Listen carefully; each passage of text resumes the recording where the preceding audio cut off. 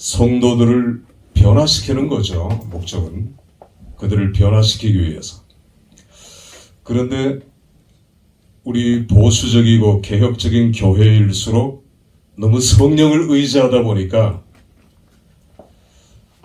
어떤 실제적인 설교의 실천 부분에 있어서는 조금 약한 걸 많이 보아왔어요. 저는 여기에 관심이 많았고요.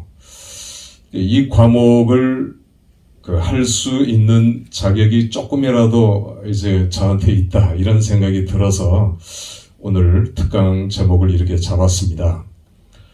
저는 웅변을 오래전에 했고요. 고등학교 때부터. 그래서 웅변대회에서 우승을 한 5번 했습니다.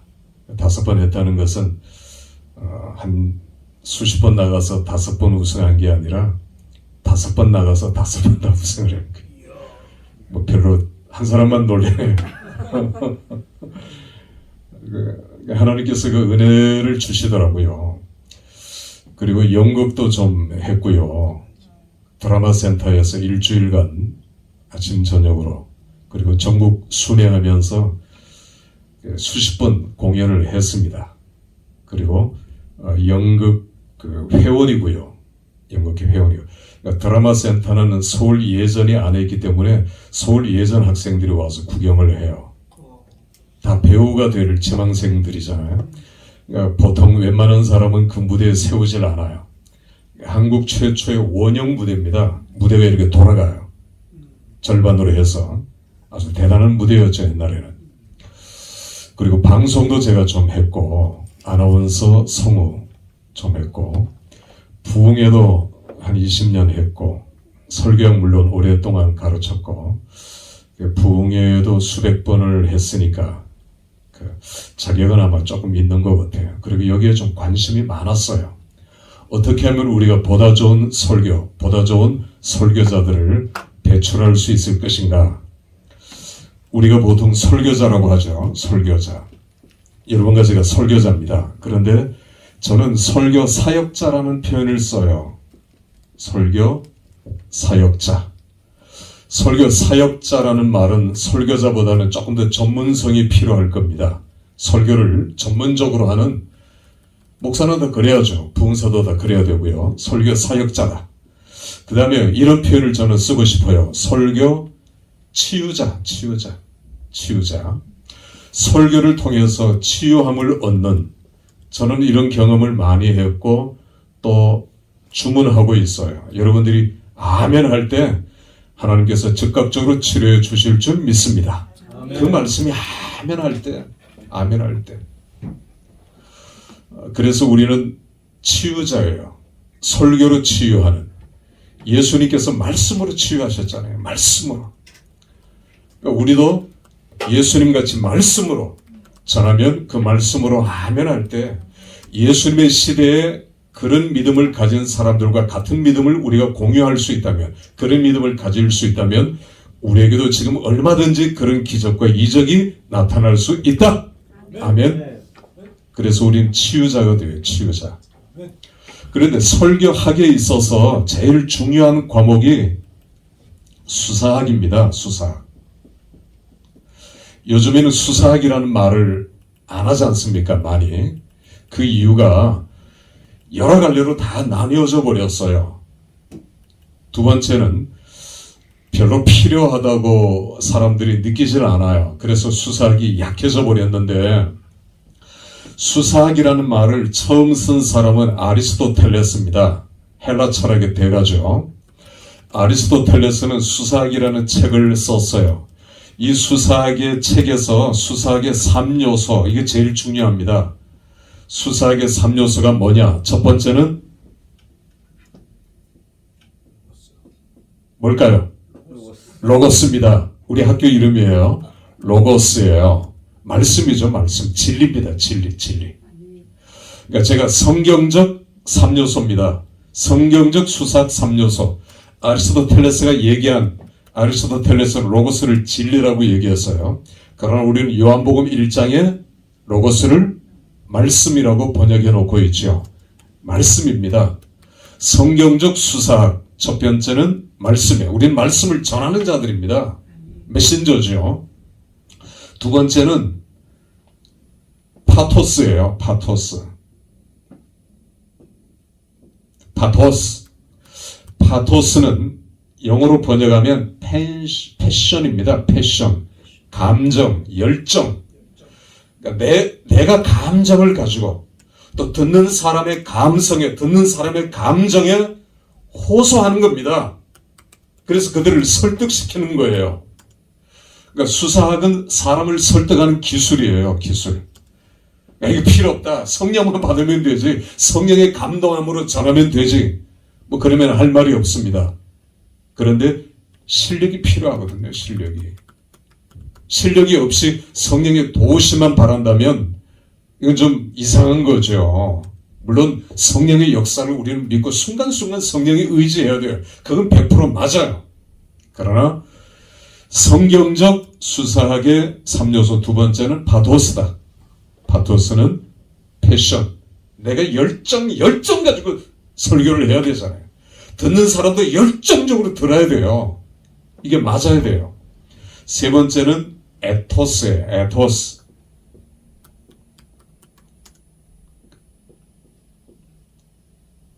에토스. 여러분 한번 따라서 하십시다. 로고스는 우리가 너무 잘 알죠. 파토스. 잘 모르죠. 그 다음에 에토스. 에토스가 뭐냐 하면 인격이에요. 인격.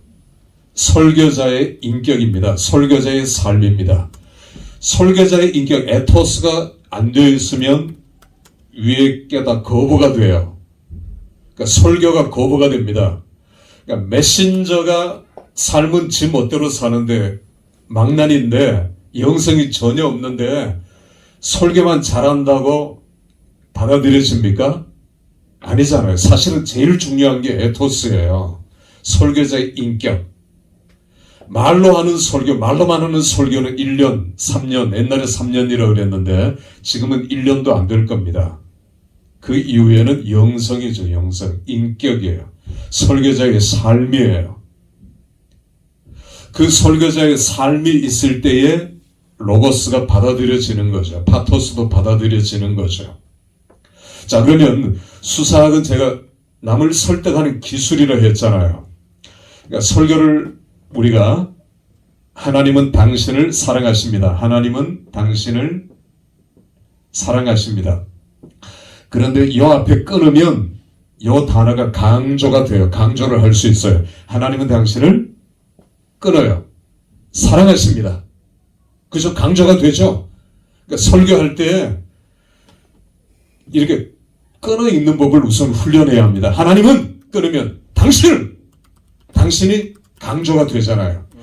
그러니까 우리가 강조하고 싶은 단어 앞에서 끊어야 돼요. 끊고 설교를 이렇게 해야 합니다. 또 음의 고저, 장단, 고저는 높낮이죠. 책 읽듯이 그렇게 설교할 수 없단 말입니다. 그럼 다 자요. 그러니까 설교에 높낮이가 있어야 돼요. 높낮이가. 그리고 장단, 길고 짧은 게 있어요. 하나님은 당신을 이렇게 포즈를 둔다든지 중단, 쉬는 거. 그러니까 제가 가령 이제 여기 있는 사람 보고 막 욕을 한다고 합시다. 죄송합니다. 이놈 새끼 죽여버릴까? 이렇게 하는 것도 아주 강하게 어필이 되겠죠. 그런데 저를 보세요. 이놈의 새끼. 어떤 게 더 죽일 것 같은 생각이 드나요? 앞에 건가요? 뒤에 건가요? 후자. 뒤에 거일 거예요. 그냥 말만 크게 하는 것보다 때로는 말하지 않으면서도 더 강하게 할 수 있는 거죠. 그러니까 음의 높낮이도 필요하고 고저, 장단도 필요하고 끊어 읽기도 필요한 거예요. 이건 나중에 뒤에 설교 작성법에 가서 제가 같이 좀 할 수 있으면 좋겠습니다. 제가 그 충격을 받은 옛날에 사건 하나가 있는데 남대문 앞에 있는 교회 이름을 거론해서 죄송합니다만 여름 성경학교 교사 강습회를 갔어요. 뒤에 제가 이게 앉아 있었는데 아이들이 한 500명이 앉았고요. 그 장로님이 기다란 장대로 창문 고리를 열어가지고 열고 당기고 그런 식이었어요. 설교하는 목사님이 땀을 팍팍 흘리면서 설교를 합니다. 듣는 놈은 한 놈도 없어요. 애들이 지들이 무슨 타잔이라고 위로 올라갔다가 밑으로 내려갔다가 소리 지르고 이쪽에 저쪽으로 건너가고 아수라장 난장판 그런 난장판이 없어요. 옛날에 여름 성경학교의 모습입니다. 뒤에서 참관하는 저도 참관자 중에 하나인데 20-30명이 맨 뒤에서 참관을 하는데 기가 막혀요. 이게 여름 성경학교의 현 주소였어요. 그 당시에. 그런데도 그게 은혜가 되고 거기서 인물들이 이제 생겨나고 그런 주일학교도 필요하죠. 그래서 제가 그 당시는 수십 년 전에 그 당시는 777이었어요. 이게 뭐냐면 아이들은 이 설교를 1분 이상 못 들어요. 애들이 엉덩이가 이게 막 들썩들썩해서 그러니까 장로님이 뒤에서 그 창문 고리 걸던 그 사다리를 가지고 뒤에서부터 이렇게 와요. 그러면 애들이 야 온다 자리에 가만 앉아 있어요. 이 목 잘리니까 위로 올라갔다가는 다치니까. 그런데 그게 한 30초, 1분 정도 조용해져요. 목사님 앞에서 땀을 펄펄 흘리고 듣는 놈들은 한 놈도 없고 타잔놀이를 하고 있고 장로님은 기가 막혀서 고안해 낸 것이 저 뒤에서부터 이거 후치면서 이렇게 오는 겁니다. 애들이 그것만 보고 있는 거죠. 그러면서 그 순간 조용해져요. 그러면서 또 설교하고 하는데 너무 애처로운 거 있죠. 그 당시는 7분, 그 다음에 주의를 환기시키든지 예화를 하든지 7분, 그 다음에 또 7분. 이거 어른 설교입니다. 3, 7, 21, 20분에서 25분. 어른 설교. 여러분 TV를 보다가 우리가 리모컨 이렇게 돌릴 때 남자들 몇 분 봅니까? 아마 10초도 안 볼 거예요. 또 돌리고 계속 누르죠. 여자들은 조금 덜 하더라고요. 근데 남자들은 계속. 요즘 아이들은 5초, 2초도 못 견뎌해요. 못 견뎌해요. 어른도 마찬가지예요. 오늘날의 어른은 아마 5분 정도 될까요? 제가 우리나라에서 제일 큰 장로교회, 제일 전통이 오래된, 역사가 오래된 교회, 제일 유명한 설교 목사님, 우리나라 최고의 설교자가 설교를 하는데 제가 그 교회를 탐방하기 위해서 뒷자리에 앉아 있었어요. 갔어요. 예배를 드리려고. 주일날입니다.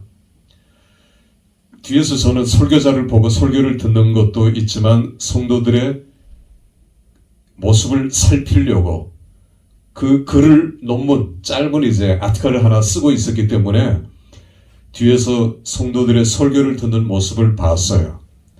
그런데 제 주위에 10m 정도 주위 옆에 앞에 이렇게 보니까 설교를 제대로 듣는 사람은 한 명도 없어요.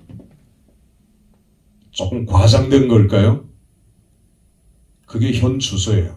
주보 보는 사람, 신문 보는 사람, 책 보는 사람, 명상에 잠기는 사람 이렇게 보면 알지요. 설교 딱 시작하면 탁 눈 감고 여행을 시작합니다. 김포공항에 가서 옛날에는 김포공항이지. 비행기 타가지고 쫙 이제 아시아 다 돌아서 네팔 다 아프리카까지 돌아서 설교 딱 끝날 때 공항에 딱 내려요. 지금 인천공항 되겠지만 딴 생각한단 말입니다. 설교를 잘 안 들어요.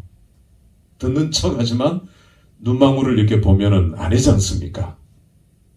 이게 교회 설교 현 주소예요.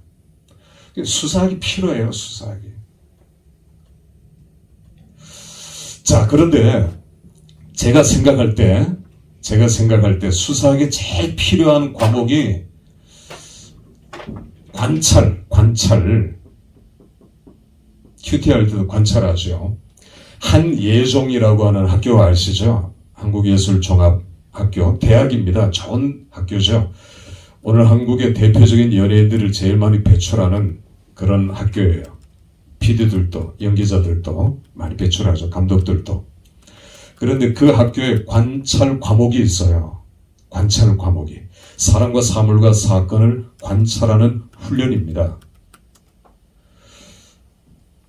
그런데 왜 관찰이 필요하냐면 우리한테 미국 텍사스에 가면 달라스 신학교라고 있어요. 세계적인 신학교입니다. 미국에서 몇 번째 안에 들어가는 유명한 신학교인데 그 신학교에서 제일 유명한 게 설교학이에요. 설교학 교수 이제 그 헤돈 로빈슨 박사 이 학교에서 수십 년 동안 설교학을 가르치면서 설교학 과목 중에 학생들에게 FBI나 CIA에서 하는 훈련을 시켜요. 무슨 훈련이냐면 영화를 보여줘요. 영화를. 그리고 시험을 봅니다. 그 영화 속에 나오는 주인공이 입은 옷이 무슨 색깔이었니? 그리고 안경은 어떤 형태의 안경이었느냐? 머리는 가르마가 남자 주인공이 어느 쪽으로 되어 있었고 이런 것들을 관찰 훈련이죠. 그러면 점수가 몇 점 나올 것 같습니까? 100점? 그 신학생들이 처음 학교에 들어온 이 과목을 듣는 학생들이 100점, 80점, 50점, 30점, 20점. 여러분 생각할 때 몇 점 정도 맞을 것 같아요? 50점. 20점도 안 돼요. 20점도 안 됩니다. 그러니까 처음 보면 그걸 이렇게 생각하고 보는 게 아니라 영화 끝난 다음에 안 가르쳐주고 이 문제를 내거든요. 그런데 이걸 몇 번을 계속해서 하면 점수가 올라가요. 나도 모르게 점수가 올라갑니다. 그리고 훈련이 되거든요. 자기도 모르게. 그리고 다음에 나오는 주인공들, 사람들, 가방, 나중에는 들었던 핸드백에 그 이제 상표까지 눈에 보일 수 있을 정도로 무늬 그런 것까지 감지할 수가 있는 거예요. 관찰력이에요. 관찰력. 뛰어난 관찰력, 탁월한 관찰력. 제가 예를 들어서 그 성경에 나오는 예를 들어서 요셉 얘기를 한번 해보십시다. 요셉이 감옥에 있을 때 술 맡은 관원장하고 떡 맡은 관원장이 들어왔을 때에 요셉이 그들의 얼굴을 살폈더라 그랬어요. 살폈어요. 그런데 그들의 얼굴이 어떠했어요? 수심에 가득 찼더라 그랬어요. 다시 말하면 요셉은 관찰 훈련이 탁월했던 겁니다. 사람을 살피는 능력이에요. 사람을 살피는 능력. 이건 남자들보다 여자들이 훨씬 더 강하고요. 그래서 여자분들이 더 상담도 잘 할 수 있고요. 저는 지나가는 사람, 스치는 사람 어떻게 생겼는지 잘 몰라요. 근데 저희 집 사람은 잘 알아요. 여자가 더 예민하니까 남자보다 뛰어나죠. 더 탁월할 수 있죠. 그런 면에서는. 자, 요셉 관찰했던 사람이죠. 관찰이 필요하죠.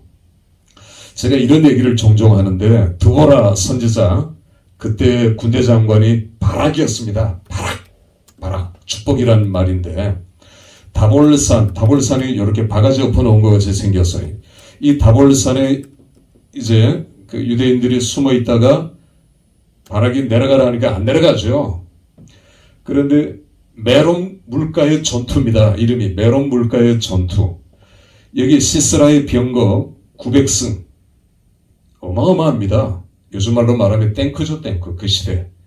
멀리 적을 제압할 수 있는 활이 있고요. 중거리 적을 제압하는 창이 있고요.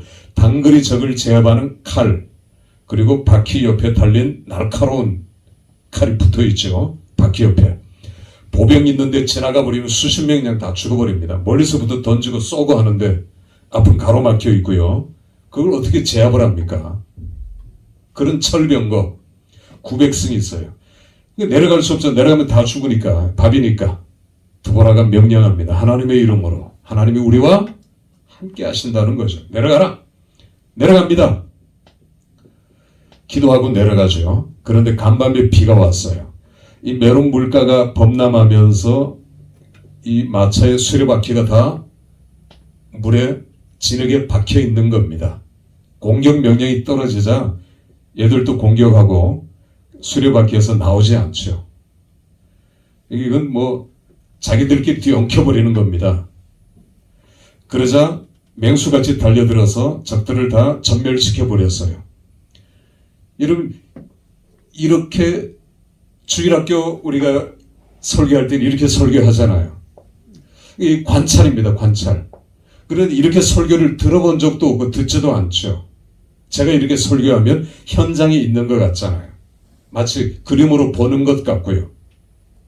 시청각 교재들도 필요하지만 설교는 온몸이 무기니까 온몸을 사용해야 되니까 관찰이에요, 관찰. 그러니까 성경을 읽을 때 우리가 관찰 훈련을 해야 된다는 거죠.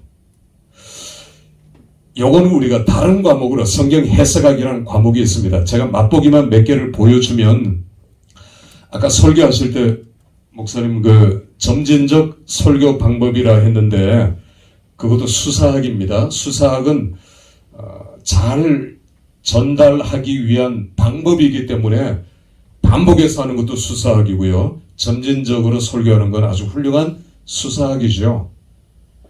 바울도 뛰어난 수사학자였고요. 아볼로는 언변에 능한, 그 말은 성경의 수사학자라는 표현입니다. 수사학. 아리스토텔레스, 그 다음에 크리소스톰이라고 있어요. 교부, 황금의 입, 영혼을 울리는 설교자 이렇게 불렸어요. 로마 시대 때는 키케로가 있었거든요.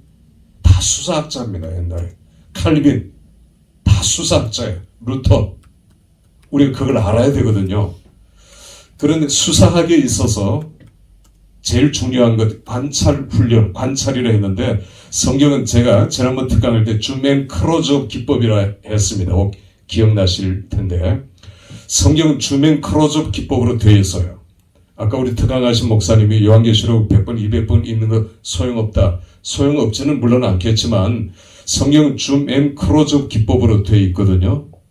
무슨 얘기냐면 창세기 1장은 천지창조, 2장에 다시 창조 얘기가 나오지만 1장에 나오는 인간 창조를 클로즈업 하잖아요.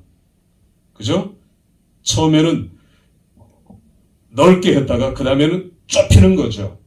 족보도 넓게 했다가 노아로 좁히고 그 다음에 아브라함으로 다시 좁히고 이렇게 클로즈업 시키는 거예요. 창세기부터 계시록까지 이렇게 되어 있습니다. 요한계시록도 마찬가지고요.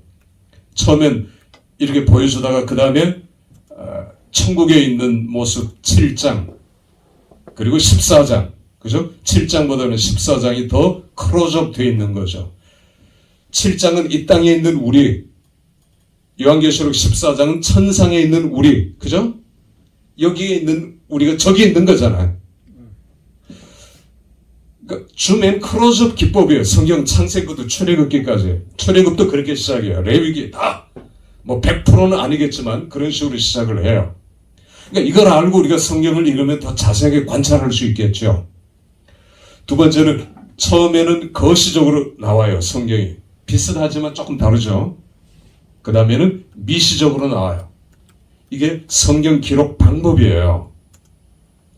또 뭐 반복법이라든지 반복, 그 다음에 또 그 아크로스틱이라는 게 있습니다. 우리말로 닭관체라는 건데, 그러니까 히브리어의 알파벳 알렙베트 이렇게 시작해서 맨 끝 타우 22자거든요. 히브리어가. 그런데 시편, 에레미야, 에가에도 있죠. 가령 시편 119편은 이제 119 우리가 이렇게 하면 119편이 몇 절까지 있나요? 176절까지 있어요. 제일 길어요. 성경에서. 이게 알파벳이 22개니까 곱하기 1절에서 8절까지 이렇게 9절부터 이런 식으로 8개씩 22개 곱하니까 286, 286, 17, 176절이 나오는 겁니다. 그러니까 알렙부터 시작해. 알렙, 베트, 기멜, 따렛 이런 식으로 타우까지. 왜 닭관체를 했을까요? 외우게 하기 위해서, 외우게 하기 위해서. 시편 119편 176절을 어떻게 외웁니까? 이게 스토리도 아닌데. 그런데 다 외워요. 유대인들은 그 아이들 다 외우게 해요. 다른 성경보다 119편은 외우게 해요. 이 닭관체를 통해서 그래요. 그러니까 이런 게 성경에 참 많이 나와요. 특히 시편에. 그러니까 우리가 이런 배경들을 좀 알아야 관찰을 할 수 있거든요. 그냥 읽으면 안 돼요. 그러니까 메뚜겠다. 저는 그러면 신학교 오기 전에 이게 메뚜겠느냐 물어보면 뭐 몇 독씩 하고 왔다 그러죠. 그러면 뭐 100독 많이 이렇게 읽을수록 이게 우스운 거예요. 많이 읽을수록 거들었다는 거죠. 숫자만 채웠다는 거죠. 한 번을 읽더라도 그렇습니다. 관찰을 해야 된다는 거죠. 그러니까 아브라함을 읽을 때는 아브라함의 온 모습이 어떠할까 그런 것들을 상상하면서 설교할 때도 이렇게 설교하는 거죠. 그냥 성경에 있는 것만 하는 게 아니라 성경에 있는 것도 제대로 못하지만 상상을 해서 이게 헤론 로빈슨이 강조하는 겁니다. 또 이게 중요한 그 성경적 비브리칼 프리칭이고요. 성경적 설교고요. 관찰이 필요하다. 제가 오늘 강의를 조금씩 빨리 건너뛰어서 이제 하려고 합니다. 설교의 목적, 그 다음에 두 번째는 설교의 유형에 대해서 한번 살펴보도록 하죠. 유형. 설교에는 어떤 유형들이 있는가? 처음에는 제목 설교가 우리나라 목사님들이 제일 많이 하는 설교가 제목 설교입니다. 말 그대로 11조에 대한 거 다 제목이잖아요. 주제 11조, 주일 성수, 감사, 은혜. 그러니까 이런 제목을 먼저 정해놓고 성경 본문들을 끌어오는 거죠. 예화도 끌어오는 거고요. 이게 제목 설교입니다. 그러니까 제목 설교 필요해요. 11조 설교 1년에 한 번 정도는 할 필요가 있죠. 은혜 설교도 1년에 한 번 정도 할 필요가 있죠. 그런데 제목 설교만 하면은 이건 비브리칼 프리칭이 아니죠. 왜냐하면 자기 목적대로 끌고 가니까. 그러니까 때로는 그 성경 본문이 아닌데도 억지로 끌고 오는 경우가 있어요.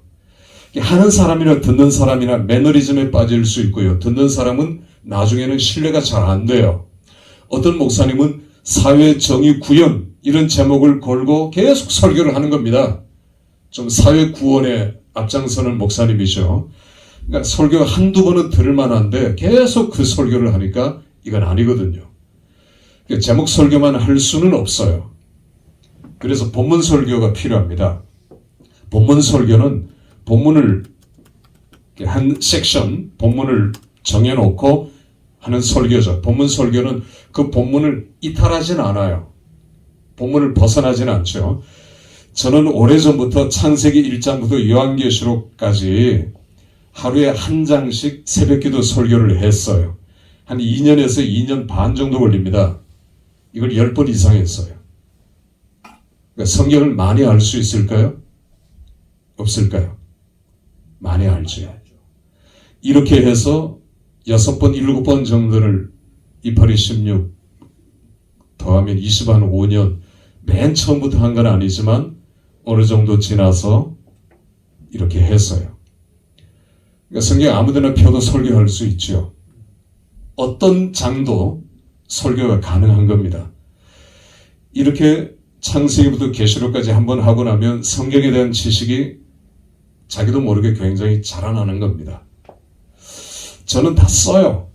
이렇게 다 씁니다. 어미 토시까지 다 써요. 일단은 다 씁니다.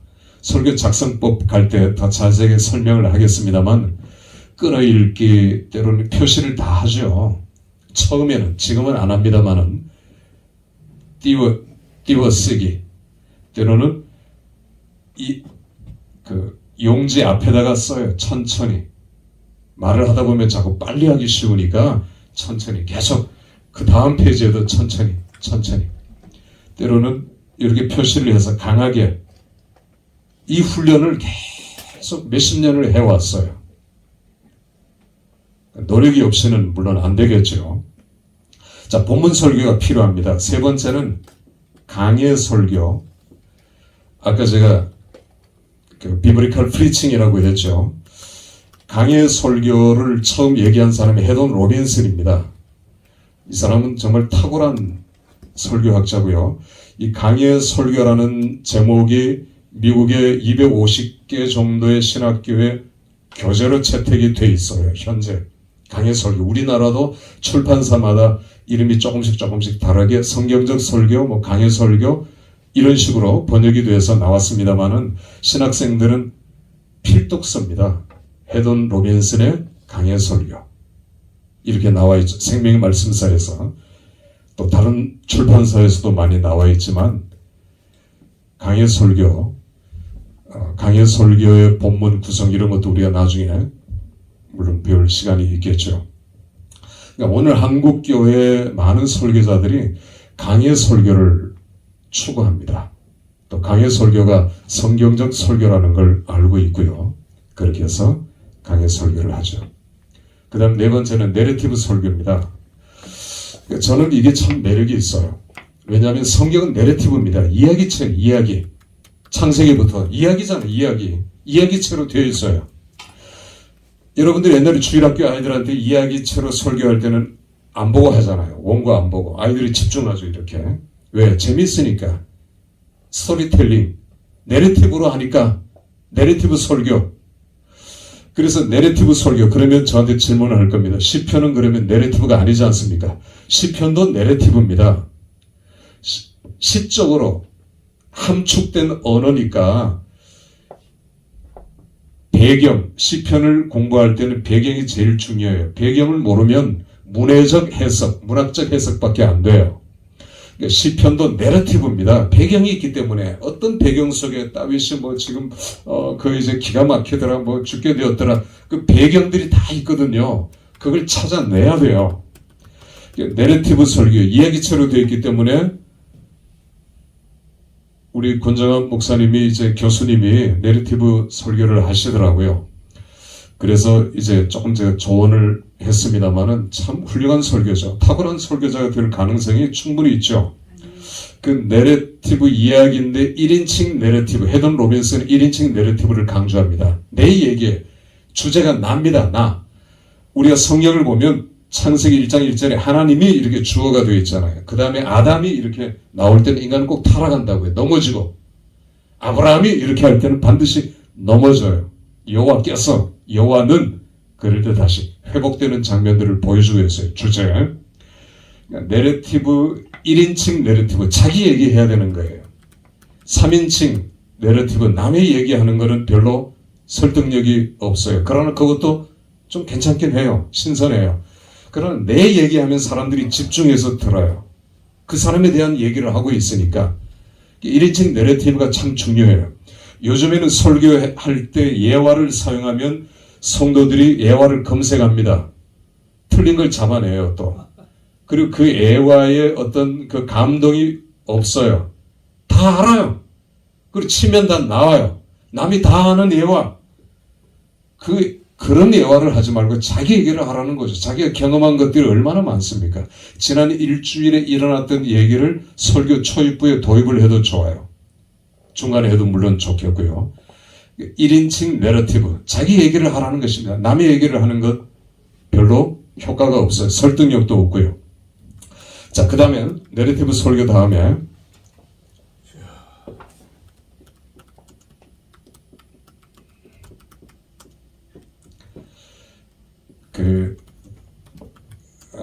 이제 대화식 설교도 요즘 많이 합니다. 이걸 전문으로 하는 부흥사 목사님들도 많아요. 묻고 답하는 식이죠. 성도들이 졸 시간적인 여유가 없죠. 물어보고 하니까 이렇게. 아까 제가 수사학을 강조했는데 수사학의 가장 기본적인 표현, 바울 서신에 제일 많이 나와 있는 게 물음표, 의문 부호입니다. 예를 들어서 로마서 7장 24절 오라 나는 공고한 자로다 이 사망의 몸에서 누가 나를 건져낼꼬 하면서 퀘스천 마크를 붙이잖아요. 이런 게 수사학에 있어서의 가장 기본적인 표현이에요. 여러분 하나님이 살아계신 걸 믿습니까? 지금도 하나님이 역사하시는 걸 믿습니까? 이거 수사학적인 대표적인 표현이거든요. 질문하는 것. 제가 CCC 출신인데 80, 90년도에 해변에서 10,000명, 20,000명까지 모였어요. 김종훈 목사님이 첫날은 똑같은 설교합니다. 여러분 여기 왜 오셨습니까? 누구 때문에 오셨습니까?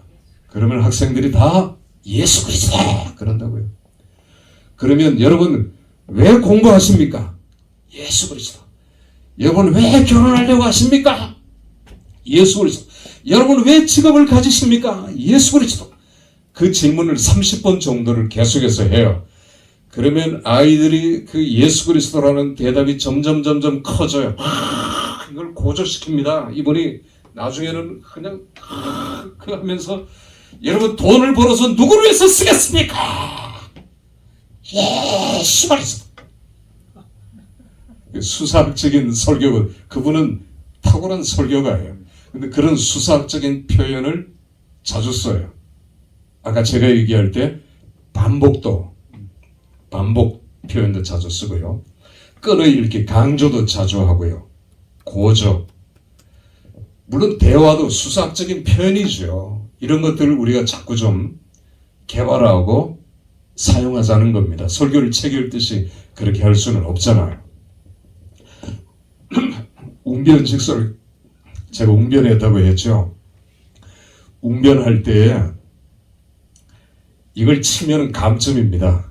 이걸 치면은 그런데 제가 한번 쳤어요. 치면 안 된다는 건 알지만 막 흥분했거든요. 지금 6.25 상기사상 쳤어요. 치면은 안 돼요. 그러니까 안 치면서 이제 남을 설득하는 게 이제 웅변이지 않습니까? 웅변식 설교는 우리가 그 강대상이 옛날에는 직사각형이었죠. 강대상이 이 복식호흡을 해야 돼요. 복식호흡을 안 하면 목이 금방 쉬어요. 복식호흡하는 훈련이 금방 되는 건 아니에요. 혁띠를 좀 잘라매고 설계하기 전에 혁띠 좀 잘라매는 게 필요하거든요. 복띠를 할 수 있는 사람은 복띠를 하면 배에 힘이 더 들어가죠. 그렇게 해서 이제 배에 힘을 주는 거죠. 그리고 누워서 이제 배를 이렇게 불러가게 하고 그 복식 호흡을 좀 훈련을 강화하는 게 필요해요. 자, 강대상이 여기에 있고 청중은 멀잖아요. 그러니까 소리를 질러야 돼요. 옛날엔 웅병식 설교를 많이 했어요. 우리 옛날에 목사님들 많이 이렇게 들었죠. 오늘날은 웅병식 설교는 거의 사라졌습니다. 물론 하시는 분도 있고 때로는 필요해요. 저도 가끔 막 이렇게 그 마지막 결론을 향해 달릴 때는 몰아칠 때가 있죠. 몰아쳐야 되죠. 그러다가 팍 이렇게 떨어지는 게 필요합니다. 그러면서 끝내는 거 있죠. 그런데 강대상이 요즘은 이렇게 안 생겼죠. 요즘 이렇게 생겼잖아요. 강대상이 이렇게 생겼죠.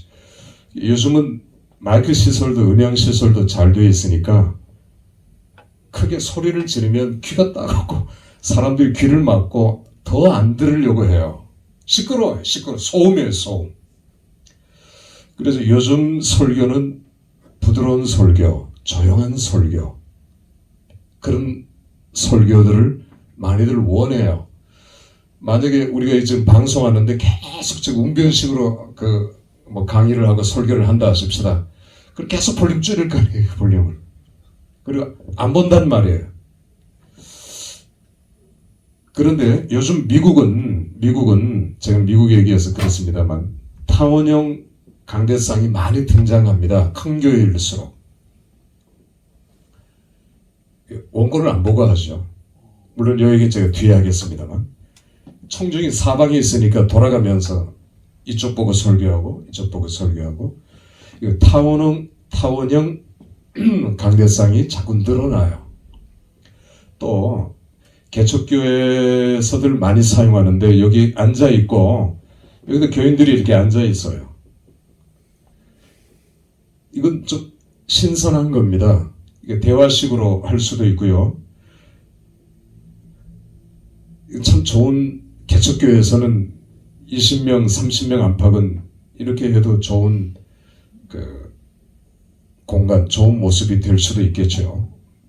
참 신선한 거라고 생각이 돼요. 우리가 종교개혁 시작하자마자 종교개혁 개신교는 그 설교지 않습니까? 캐톨릭은 미사고요. 미사는 이건 액션이죠. 그냥 예수님의 십자가 그리고 부활까지 이건 액션이고요. 그리고 버나드 쇼는 이건 거룩한 쇼다 했어요. 지 이름 따서 이건 쇼다, 이건 쇼. 기독교는 설교잖아요. 설교. 그래서 처음에는 설교 강단을 높였어요. 하나님의 권위, 말씀의 권위를 높인 거죠.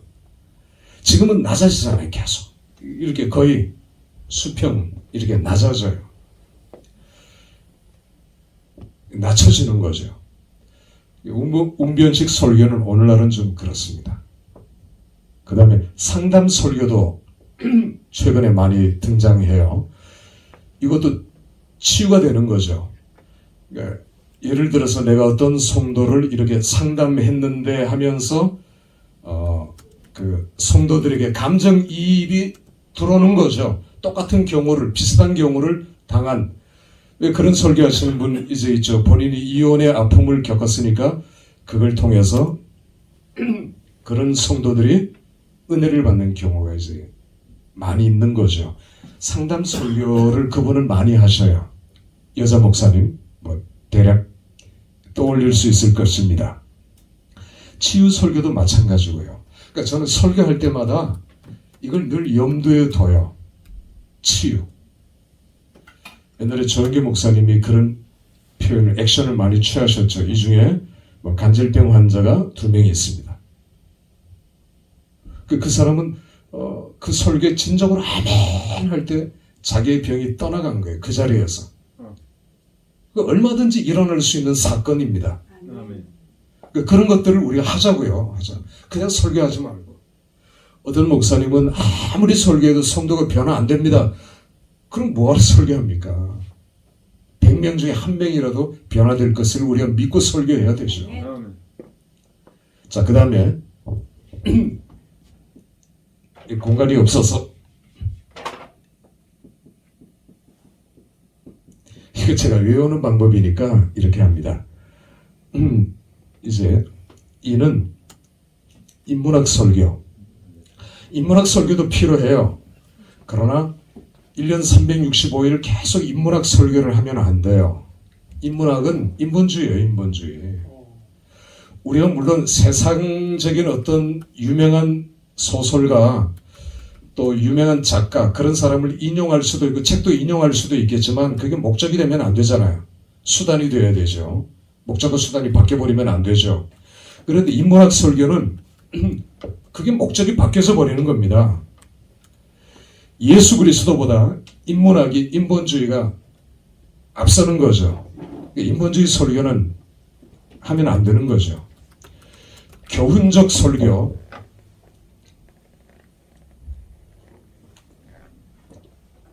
예수 그리스도가 없는 설교입니다. 교훈적 설교도 필요하긴 하지만 1년에 한두 번들을 그쳐야지 계속 교훈과 책망만 하면 안 되잖아요. 하나님 말씀 교훈과 책망 그러다 하더라도 예수 그리스도가 없는 설교는 교훈적 설교예요. 이건 굉장히 위험한 설교죠. 모세 오경에서 예수 그리스도 십자가를 빼면 교훈밖에 안 남아요. 율법밖에 안 남는단 말입니다. 교훈적 설교는 안 돼요. 그래서 자의적 설교는 또 위험하고요. 그 다음에 기독론적 설교를 해야 합니다. 시간이 없어서 다음에 우리 하도록 그렇게 하겠습니다. 자, 성경 이제 세 번째 본문입니다. 본문.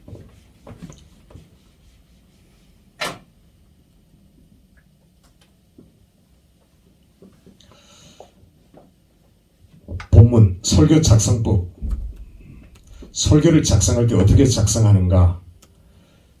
여기는 목사님이 대상이 아니라 사실은 신학생들이 대상인데 집을 지을 때 생각을 해보죠.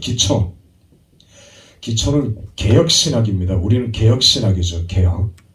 또 하나는 배경이에요. 배경.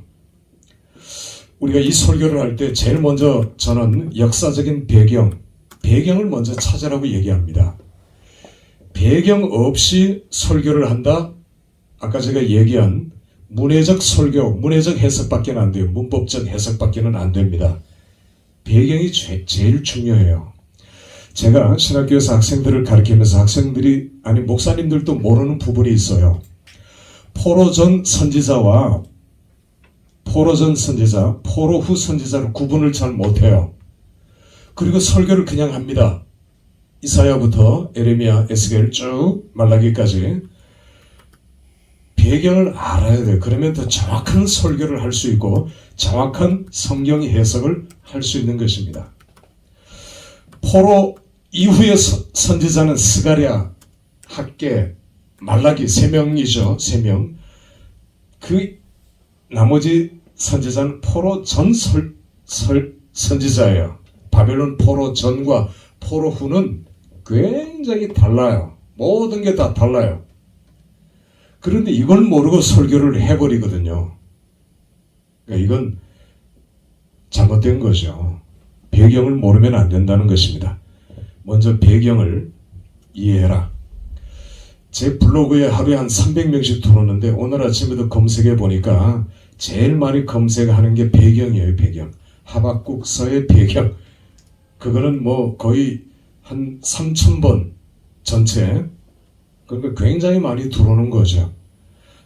그 배경을 저는 굉장히 강조합니다.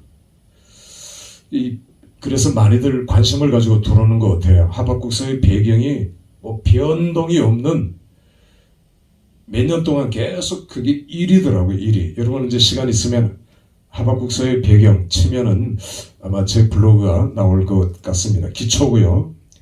그 기초 위에 두 개의 기둥이 필요해요. 하나는 해석이고요. 하나는 적용입니다. 적용.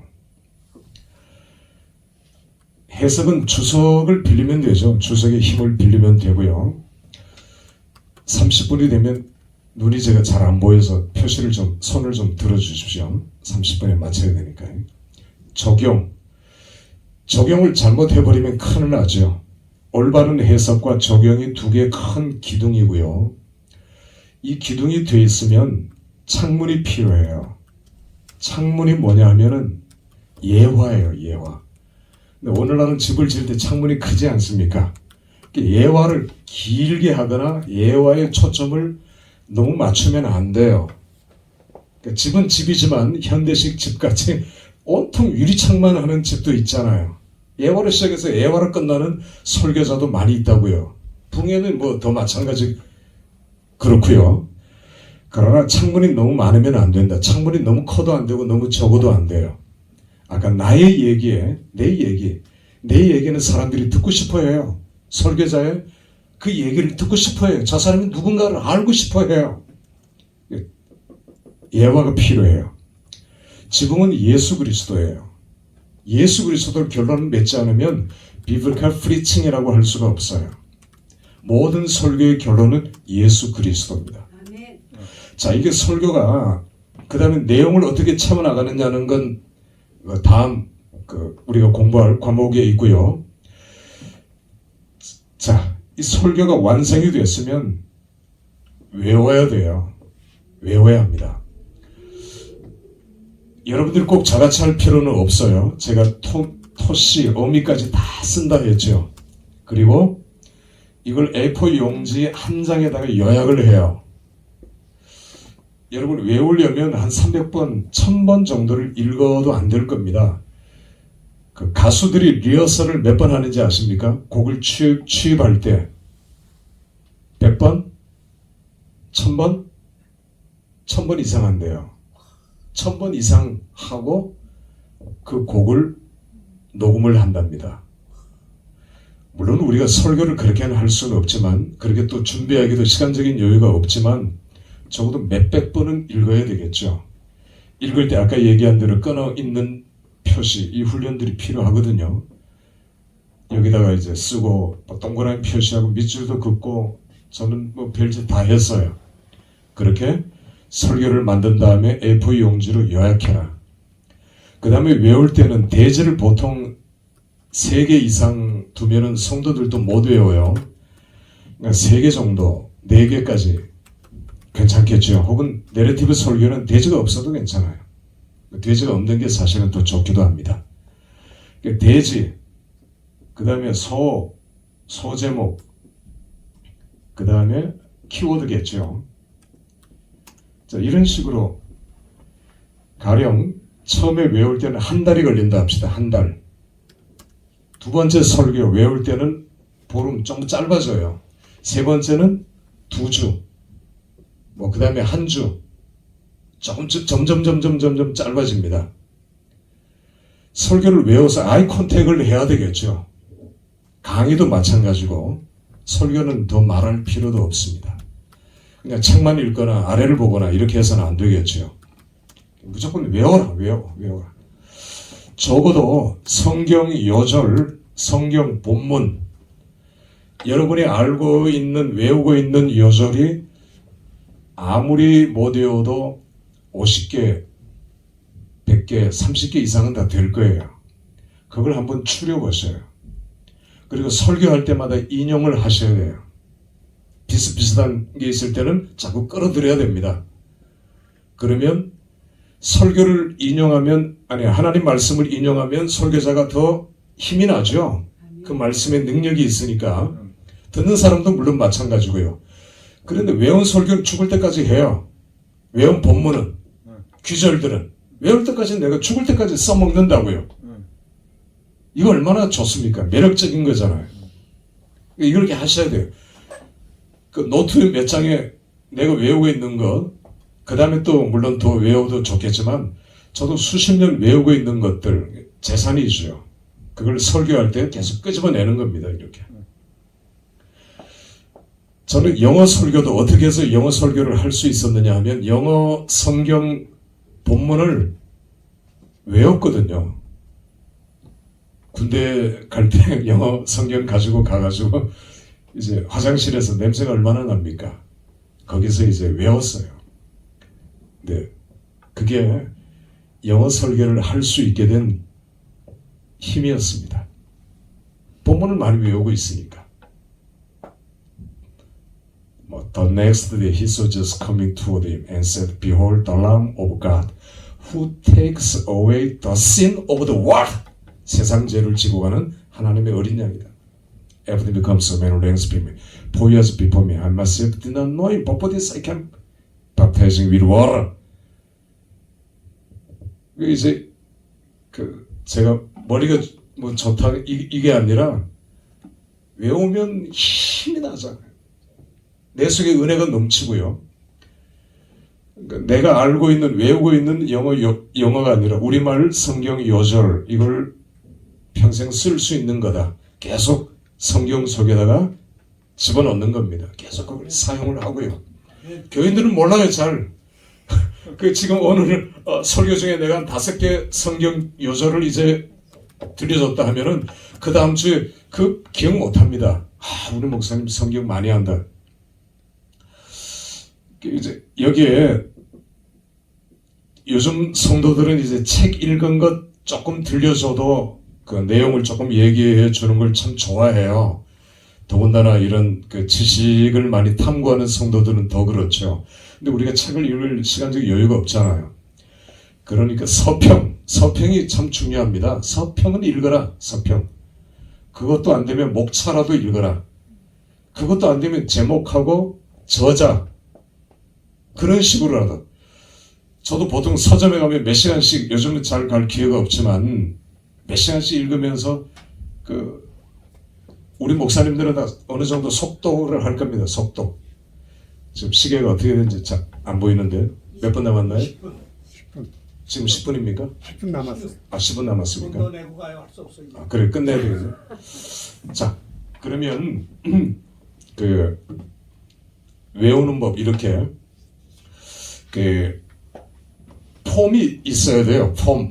기도도 폼이 없으면 기도할 때마다 피곤하고 힘듭니다. 우리 여기 기도 열심히, 기도인도도 잘하시는 목사님들도 계시는데 기도도 자기 폼이 있으면 그 폼에다가 다 맞춰 나가잖아요. 다르더라도, 청중, 대중, 장소가 다르더라도 폼만 있으면 기도가 쉽잖아요.